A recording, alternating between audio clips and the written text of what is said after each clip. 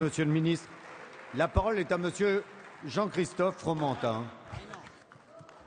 Merci, monsieur le Président.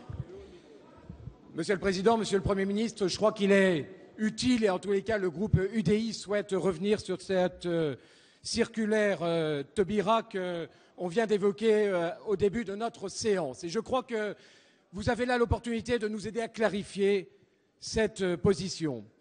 D'abord, ce qui nous a surpris et choqué dans cette circulaire, Monsieur le Premier ministre, et ce qui appelle votre clarification, c'est qu'il n'est nulle part rappelé la loi française en matière de mères porteuses, en matière de GPA, et sur ce sujet d'autant plus sensible qu'on est en ce moment en train de discuter sur le mariage et sur l'adoption et sur tout ce qui va entraîner cette loi.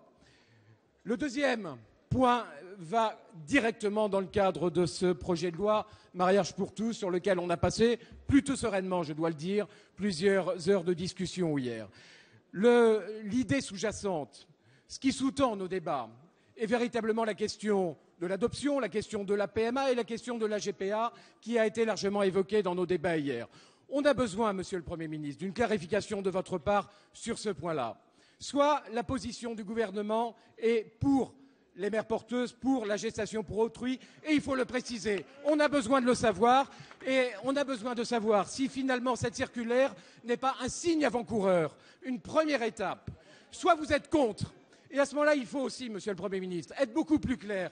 Ne pas laisser partir une circulaire comme celle qu'on a vue, qui est un signal extrêmement clair vis-à-vis des familles, vis-à-vis de ceux qui aspirent à ce type de méthode, qui est d'une manière ou d'une autre de les inciter à aller à l'étranger et à utiliser la gestation pour autrui. Nous avons besoin, Monsieur le Premier ministre, de cette double clarification.